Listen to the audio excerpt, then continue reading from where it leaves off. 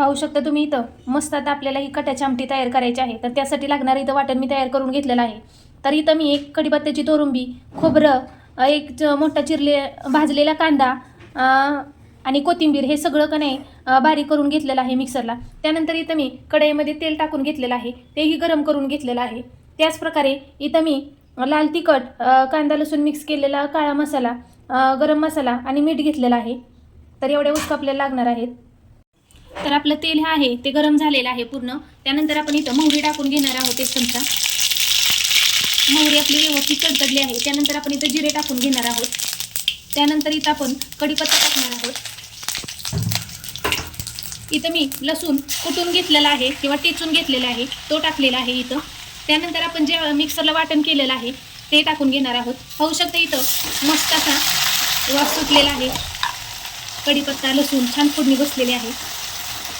तर हे सर्व वाटण आपण टाकून घ्यायचं आहे आणि व्यवस्थित भाजून घ्यायचं आहे 5 मिनिटं.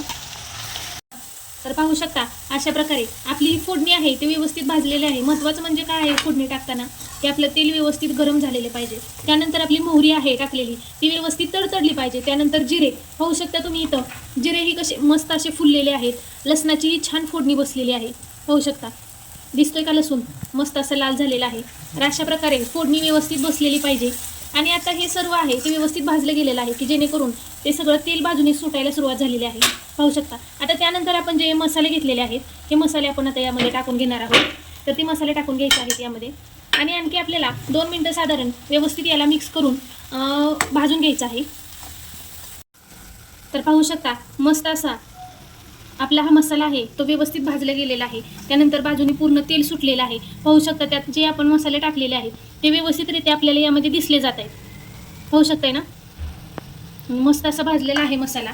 त्यानंतर आता आपण इथं मिक्सरच्या भांड्यामध्ये जे बारीक करून वाटण घेतलेलं होतं ते जरा टाकून घेणार आहोत पाणी टाकून छान मस्त असं.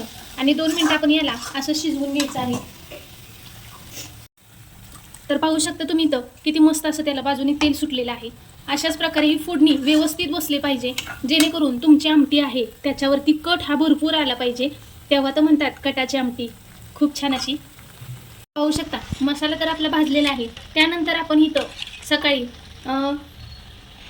जे डाळ घेतलेली होती तुम्हाला मी सांगितलेलं मी 1 पोळी भरून जे हरभऱ्याची डाळ शिजवलेली आहे ती घेतलेली आहे. ती बारीक केलेली आहे किंवा मॅश केलेली आहे. त्यानंतर इथं पाण्यामध्ये कालवून घेतलेली आहे आणि आता आपण ती टाकून घेणार आहोत. थोडीफार अशी डाळ पण ठेवायची जेणेकरून खाताना आपल्या ती दाताखाली आली तर खूप छान मस्त अशी टेस्ट लागते. आणि कटाच्या आमटीची टेस्ट ही अशीच असते. तर आता आपण हे 5 मिनिटं व्यवस्थित उकळून घेणार आहोत. तर तुम्हाला हवी आहे तेवढी तुम्ही इथं आमटी करू शकता.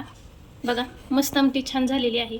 तर आता मस्त उकळी काढून घेऊया आणि त्यानंतर भेटूया.